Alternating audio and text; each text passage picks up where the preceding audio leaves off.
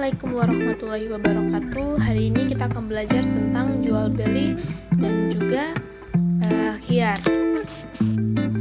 Nah, jadi definisi secara bahasa, bai berarti tukar menukar sesuatu, sedangkan secara istilah bai atau jual beli adalah tukar menukar materi atau maliyah yang memberikan konsekuensi kepemilikan barang atau ain dan atau juga jasa secara permanen. Nah, definisi ini mengecualikan beberapa transaksi. Pertama, ada transaksi hibah, kedua transaksi nikah, dan ketiga transaksi ijarah. Adapun praktek jual beli. Jadi praktek jual beli ini ada 3 macam. Pertama, ada bai musyahadah. Nah, bai musyahadah ini adalah jual beli komoditi atau ma'qud alaih yang dilihat secara langsung oleh pelaku transaksi. Contohnya itu cukup melihat sebagian beras dalam praktek jual beli 1 karung beras, tidak perlu melihat seluruh beras dalam karung. Setelahnya ada bai mausuf fi zimah.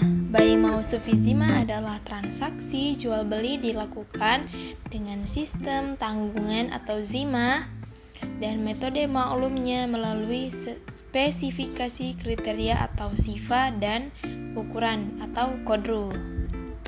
Dan yang ketiga yaitu ada bai qoib. Bai qoib ini adalah jual beli komoditi yang tidak terlihat oleh kedua pelaku transaksi atau oleh salah satunya. Selanjutnya ada hukum jual beli. Jadi hukum jual beli ini ada 5. Yang pertama wajib. Nah, wajib itu seperti menjual makanan kepada orang yang akan mati jika tidak makan. Dan yang kedua ada sunnah, yaitu seperti menjual sesuatu yang bermanfaat jika dibarengi niat yang baik. Dan yang ketiga makruh, yaitu seperti menjual setelah azan pertama sholat Jumat, menjual kain kafan karena ia akan selalu berharap ada kematian. Dan yang keempat mubah, itu seperti menjual peralatan rumah jika tidak dibarengi dengan niat yang baik. Dan yang terakhir haram, seperti menjual setelah azan kedua sholat Jumat, menjual pedang kepada pembunuh, menjual anggur kepada orang yang diyakini akan menjadikannya khamar. Namun praktik-praktik ini tetap sah secara hukum wajib. Selanjutnya etika dalam transaksi jual beli. Yang pertama yaitu tidak terlalu banyak dalam mengambil laba, dan yang kedua jujur dalam bertransaksi, yaitu menjelaskan keadaan komoditi baik kelebihan atau kekurangannya tanpa ada kebohongan. Dan yang ketiga dermawan dalam bertransaksi, baik penjual dengan cara mengurangi harga barang atau pembeli dengan cara menambah harga barang. Dan yang keempat sunnah menjauhi sumpah walaupun jujur. Dan yang kelima disunahkan memperbanyak sedekah sebagai pelebur dosa yang terjadi ketika kita bertransaksi.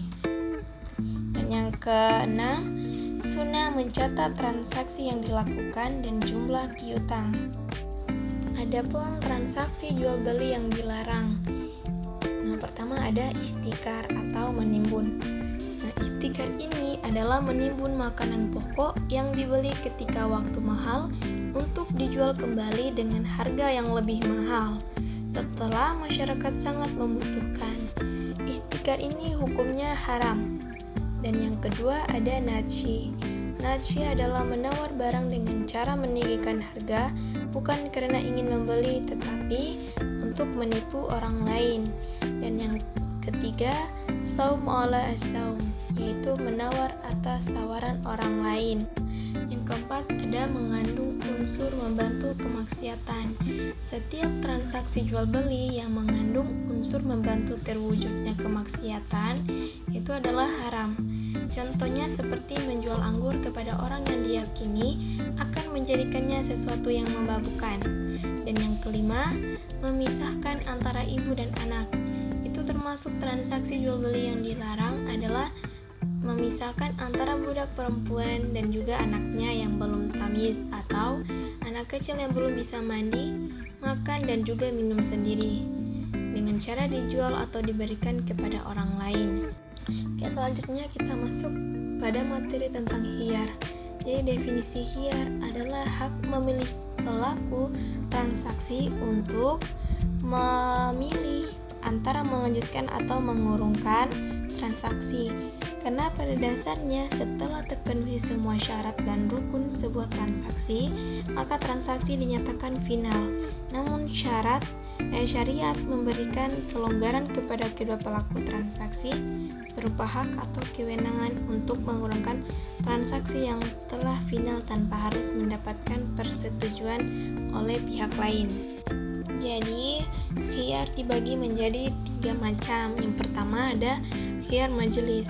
Khiyar majelis adalah hak atau wewenang pelaku transaksi untuk menentukan pilihan antara melangsungkan atau mengurungkan transaksi ketika kedua pelaku transaksi masih berada dalam masa khiyar majelis. Dan yang kedua ada khiyar syarat. Khiyar syarat adalah hak pelaku transaksi untuk memilih antara melangsungkan atau mengurungkan transaksi sesuai kesepakatan kedua belah pihak atas waktu yang telah ditentukan.